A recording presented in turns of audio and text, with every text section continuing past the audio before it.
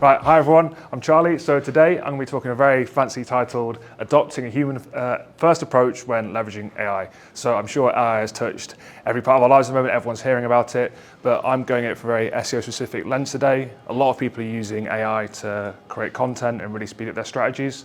And what I'm really aiming for is to give you a bit of a framework to work with, just so you can make sure you don't fall foul of any Google updates and you can really make sure the SEO is still working for you. So AI interest is massively increasing. This is from Google Trends, but you can see it's right up there now, almost up to 100, which is like the most interest it can be. AI now, lots of people are using it. It's being used across many businesses, and me as an SEO, we have started using it in our strategies, but we do have to be careful in the way that we use it. It's available for there's so many tools that you can use it for. So we've got things like ChatGPT, there's Gemini, which I think is the Google AI tool.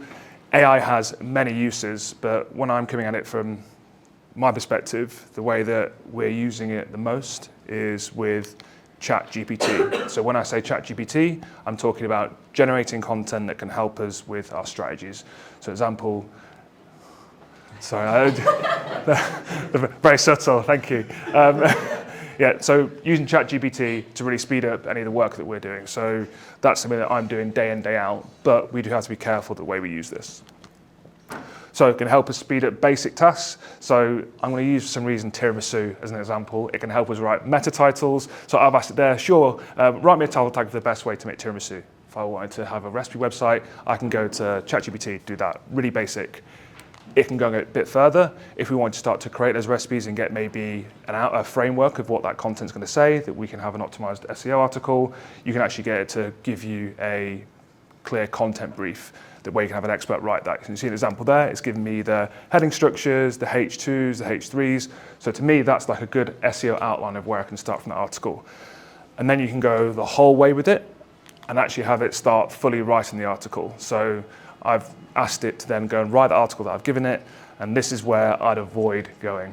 This level of where you're completely relying on AI to write things, this is where I think we can start to fall into those traps of not being able to show trust because you're giving everything to a machine to do, and that probably isn't the best thing to do.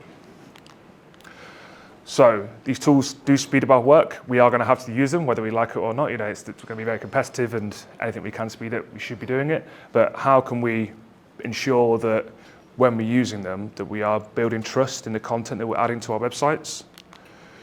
So I'm going to frame this in the way that Google look at trust. So I think Emma spoke about it before, but EEAT. So that's the guidelines that Google give to their quality raters, so the people that judge how successful an algorithm is. They give them EEAT to use as a barometer of how websites are ranking. So first off, experience. How much experience does a creator have first-hand experience in the area being covered? So if I was, for example, writing about making tiramisu, I've never made a tiramisu, so I don't have a huge amount of experience, so I probably wouldn't be the best person to say writing that. Expertise. How much does a creator have expertise, skill, and knowledge on the subject? For example, if I've just asked a machine to write me a recipe, that machine has no expertise, I have no expertise, we're clearly not showing that second E of EEAT. And knowing that's an important part of the algorithm, we need to make sure we are covering that off. Authority, what the reputations of the author and the website like. This goes back to some of the digital PR that Emma spoke about, that if you have an authoritative website, you can talk about that. For example, if on the impression website, I suddenly decided to put an article about making tiramisu, we have no authority in that space, it wouldn't work. So when we are creating content, we need to make sure that we're in a position that we can create that content, that we have some authority on it. And then the final one, trust, so how accurate, honest, safe, and reliable is a page. Yeah, again, no experience in making tiramisu. If I put that recipe live on the website and I didn't know there were some wrong ingredients in there, you'd be giving a lot of people a headache. So these kind of guidelines, when we're creating content, I think is a really nice way to frame it because it's what Google are using, it's what a lot of people are talking about, and I think it gives you, if you try and follow each of them when you're creating content, it can really help. Not involving a human, or the over-reliance on AI, can really have an impact when you're creating content.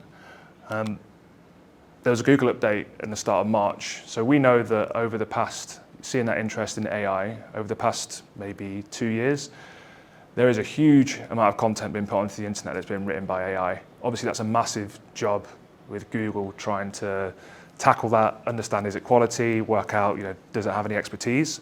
So actually in March, they released an update, which was one of the largest ones I've seen for the past couple of years, but it's talking about tackling spammy and low quality search. Now you'll notice in this, they don't talk about AI, they just call it low quality. I know there's some people you get asked before where they'll say, is AI content bad?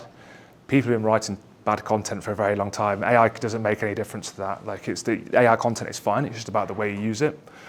So this came out, it rolled out in March. They said it was a 65% reduction in poor quality content on the web. A lot of that is going to be AI. So there's a couple of bits in here that's worth drawing your eye to. So we're strengthening our policy to focus on this abusive behavior, which is producing content at scale to boost search ranking. Whether automation, humans, or a combination are involved. So Google aren't saying there that whether because you're using AI, it's just saying if you're abusing it by creating content at scale. They're not actually bothered if it's AI, you just have to make sure it's quality. And then the second part here, fail to deliver helpful content. So helpful content is another Google update, but if your content isn't helpful, that's a big umbrella term they're using, and not showing EEAT, that's where you can really start to fall into some of these traps. Thinking about generating lots of content at scale for AI, clearly that can be something that you start to really suffer with. When this rolled out in March, Google rolled out a large number of manual actions. So a manual action is actually where they give you a penalty and you lose your visibility in search. This is an example that I found, but this is the website they got, a pure spam manual action. So that whole entire site dropped out of the internet for a time until they fixed it. So clearly in that update, after 2 years of people putting a lot of content on the website that's been generated by AI, they started to actually try and tackle some of that. There's a great case study by originality.ai. So that's a tool where you can feed in a piece of content and it will tell you, is it written by AI? Is it written by AI or is it written by a human? They looked at, I think it was out of 70,000 websites, 1,000 of them had a penalty, so it dropped out of search. So 100% of those websites that had a penalty had some posts that were AI generated, which probably a lot of the websites do now, right? Like we're all doing it. But I think the really interesting one was that 50% of those websites that had a penalty had 90 to 100% of their AI posts as AI generated. So that update was clearly focused on getting rid of a lot of that poor stuff out of the internet and making sure that they've got like human written content or at least human reviewed content. So we know we can be using AI to create content, and we know that Google have it firmly in their sights to make sure that the content we're creating is valuable, whether it's AI written or not. So what's a way that we can make sure that we've got a process in place that we're not going to get hit by those penalties in future? And a big part of that is having a human involved and not just giving it to a machine. So this is a rough outline that I've drawn. So if we think about at the start, we have a human, they ideate, they think about what they want to write about. They're not asking a machine for some ideas to write. Speaking to an expert, trying to understand the kind of things you want to write about on your website. Prompt engineering, a really important one. So you might put in a prompt into ChatGPT, it'll throw out some content. I would always recommend going away and trying a few different ones first, being a bit clearer, because that can always get some better results from there. And then expert knowledge. Impression, we have a lot of clients that we work with, clearly across lots of industries. I can't be an expert in all of them. So if we do have people or anyone in your business that are experts in those areas where you are creating content, it's always worth involving them in this process because they can really make sure that they're at the start. When it comes to the end, it's going to be as high quality as possible. Second part, that's where it goes to AI. You've done the prompt engineering, that's where you can just go over and create, and that's where the machine does it. Then finally, that's where you have the human. This part is really important. So when you've got that content at the end that you wanted to create, you want to make sure you've got some QA, an expert review there. So when that content is, you got it in a sheet or someone sent it through to you, definitely don't just put it straight on the website. Have someone in your business that is an expert go and review it, make sure it doesn't have any false information in it. Normally, if you follow this guideline and have that approach by a human, AI, human, we find that is a really great way to be able to speed things up, but also make sure that we're not having any issues where we're putting on poor, low quality content that really doesn't reflect trust. So there are some straightforward best practices that you can follow here to make sure that AI content is good. These are nice and easy. So make sure your prompts are clear and detailed. So like large language models like ChatGPT, they're not very good at understanding like hidden meanings, so idioms and entendres. So you want to make sure when you are writing prompts, have a few goes at them first. Hallucinations, fact check your AI outputs. So hallucination can happen where false information appears. This is an example actually. So Google have recently rolled out AI overviews within the US. They are going to roll this out everywhere, but what this looks like is for any term that's a bit more niche, they put this on the front, and this is an AI overview. So that uses all the content Google has scraped, and they try and get you an answer. I'm sure people have seen it, but this is an example that came out last week, where in the US, how many rocks should I eat? According to UC Berkeley geologists, you should eat at least one small rock a day. The funny thing about this is Google, they give us all these guidelines like EAT, and then they also produce things like this that they're putting on their, like right at the top of their search results, but they are working on it, right? But I think this is a good example of where this is completely relying on AI and content just to create something. And clearly, if anyone is eating a rock a day, you're going to cause harm to like potential customers. So that's something you definitely want to avoid. There's lots of examples of these. I think there was another one where it was asking about like sports results, or I think it was a boxing result, and it completely got all the dates wrong. And if you, again, put any content on your website like that, it would just completely hammer it, and it's very low quality. So be very careful with hallucinations, and this is where the expert can come in and really help. AI won't replace human expertise. So this is Healthline. They do lots of medical content. I'm sure people have seen it before. But what they do really, really well is authorship.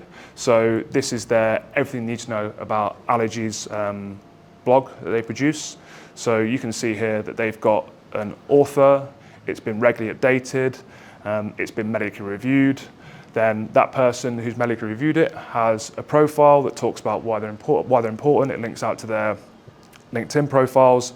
It really shows why they are an expert. So if you are creating content, try and make sure you do have some authorship that can really help it. And if you are trying to create content you don't have an expert, there's the argument that should you really be creating that content anyway, because you aren't an authority to speak in that space. Medical websites are a really good example if you are trying to create this kind of content to look at, because they have to be very good or you don't rank. So they're a really good place to look for some SEO inspiration. An example of where we've done this at Impression, actually using the same client that Emma was talking about, so it's John. So John wanted to add 80 new category pages. A few years ago, we'd try and write them, and it would take quite a bit of time. It says 40 hours, it's maybe a little bit overzealous, but it does take quite a bit of time to get the category copy up to where it needs to be. So we created a script using OpenAI and ChatGPT to automatically generate that content. It took us 7 hours to proofread it, but that really, really sped up the amount of time. So we have a tool called OP, which is where we can feed in prompts. It will pull out the content that ChatGPT creates. So you can see, write a sales description of wide single beds, small double beds. When it fed this into OP, and then we got this lovely sheet out. We then shared this with the client. That client is an expert in beds. I don't know what you call that. There must be a proper word for that. But they went away, QA'd it all, made sure there's no hallucinations, made sure it was accurate. And then from there, that means that we saved 26 hours of time. We didn't herald the launch of those pages because they had to go live, and we got a lot more organic sessions because of that. That content, we had a human at the start because we know we need to create those pages. In the middle, we gave it to AI, and at the end, we had an expert check it to make sure that we are building trust in there. So a few key takeaways. AI is not the end of SEO as we know it. As marketers, we should be using it to speed up our workloads. Always have a human at the end, and at the start and the end of any process using AI. Hopefully I've hammered that home point enough, because it is really important. And then having an expert as well. So for example, on some of the accounts that we're working on, maybe even an in-house team might not have someone that can be a good author for some of the things we're trying to post about. So what we'll do is we'll try and find one on the internet that can really help us do that. So yeah, authorship is really important, especially with the advent of AI. Great.